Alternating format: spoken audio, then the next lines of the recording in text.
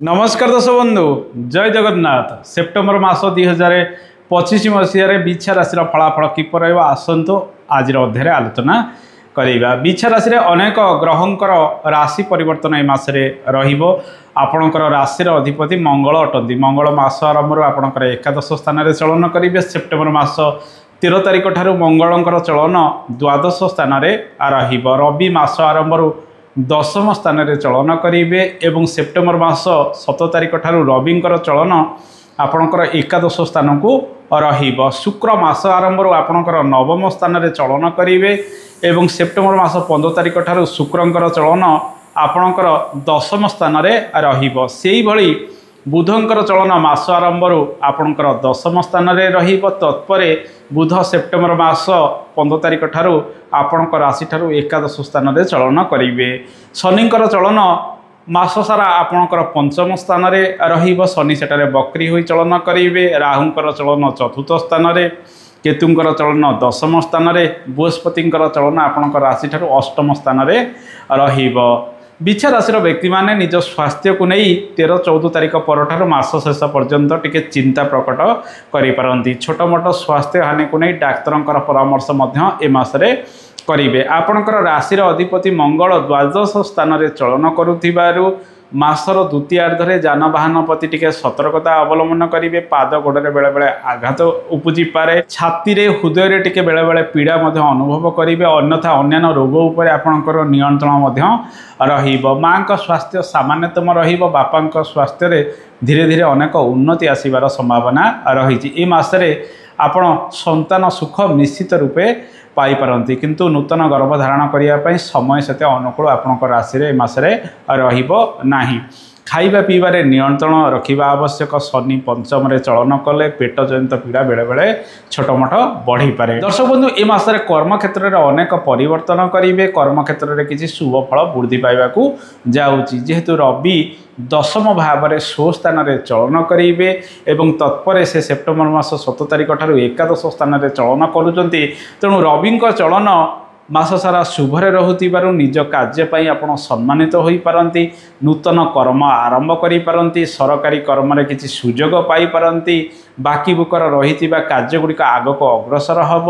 जो कार्यगुड़िक सरकारी स्तर में अटकी रही से सब कार्यगुड़िक आग को अग्रसर हबार संभावना रही। राजनीति क्षेत्र ठार आरंभ कर मेडिकल क्षेत्र में आप अनेक सुजोग ए मासरे पाइपारती। ए मासरे तीर्थस्थल को भ्रमण सुजोग मासर प्रथमार्धरे आप अधिक पाइबे। बुलाबुली करने मासर प्रथमार्धटी आपंपाई अनेक शुभ फल गुड़िक प्रदान कर। चाकरी बाकरी क्षेत्र में जब अदल बदल करने चाहूँगी मासटी अनुकूल रहा से दिगरे अधिक चेष्टा प्रचेषा बजाय रखिपारे। ए मासरे आपण नुआ कर्म आरंभ करने सहित नूतन व्यवसाय वाणिज्य गुड़िक आरंभ करें। जो मैंने व्यवसाय वाणिज्य करने आग्रह प्रकाश करुले से माने दूर स्थान को गस्त करी किंबा पाखपाख जगह कौन नूतन कर्म व्यवसाय वाणिज्य को नहीं आरंभ कर सुजोग पाइपारती। बुध शुभरे रहुथिबारु व्यवसाय वाणिज्य किछिटा उन्नति परिलक्षित हम। कारोबार क्षेत्र में किछिटा वृद्धि परिलक्षित ए मासरे हबार संभावना रही। कृषि संबंधित कार्य प्रायतः मिशामिशी सुजोग आपण पाइपारे। जो मैंने फार्म हाउस कार्यगुड़िक करुँच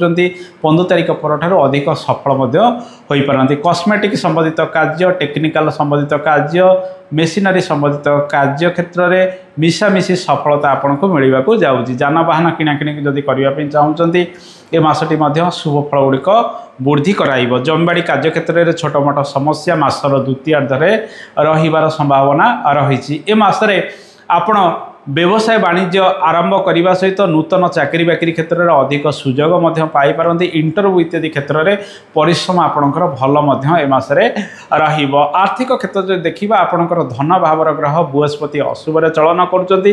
तेणु धन संचय को अधिक गुरुत्व दिंतु किंतु आय भावर ग्रह आपणकर राशि बुध शुभरे रोचंती एवं बृहस्पति अशुभरे रहिले ए मासरे रोजगार आपण पाखक भल आसीपारे किंतु ताको क्यों दिगरे आपण विनियोग करेंगे सेटा होची प्रकृत में गुरुत्वपूर्ण कथा। तेणु आपण एई समय अधिक निवेश न करी छोट मोट निवेश करंतु एवं धन संचय को अधिक गुरुत्व दिंतु।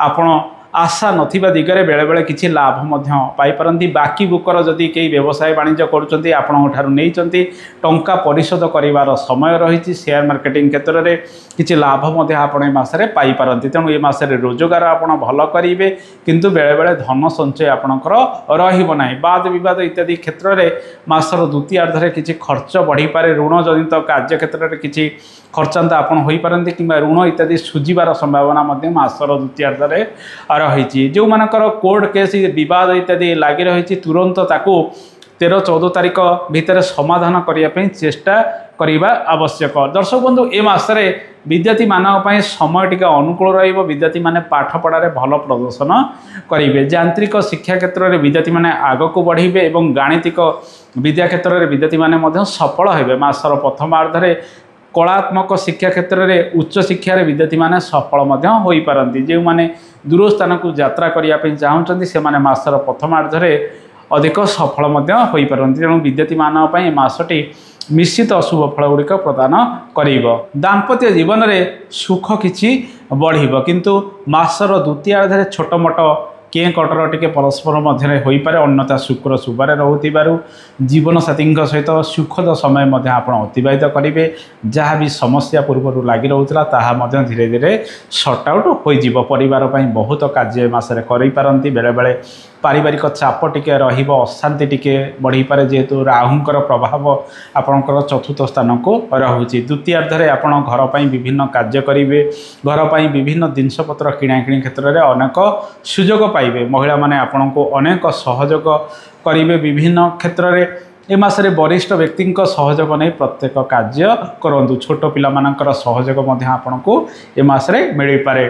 दर्शक बंधु ए मासरे प्रेमिक एवं प्रेमिका मानक पई संपर्क में किसी तीव्रता बा वृद्धि आसबार संभावना रही। गुप्त संपर्क बेले बेले बढ़ी पारे। आपड़ जदि निजर मन कथा क्या कहवाई चाहते जेहेतु शुक्र मासरे शुभरे रोचे आपड़ से दिगरे अधिक सफल हो पारती। दर्शक बंधु ए मासटी आपण कर्म क्षेत्र में नूतन सुजोग आनीदेव। कर्म क्षेत्र में सफलता आनीदेव किंतु जेहेतु राशि अधिपति आपणकर अशुभरे मासर द्वितीयार्धरे रोचंती किछिटा चाप मध्य बेले बेले परिलक्षित करेंगे। जानवाहन प्रति सतर्कता अवलंबन करी प्रत्येक कार्य करंतु। रोजगार तो भल करेंगे किंतु धन संचय को अधिक गुरुत्व दबा आवश्यक।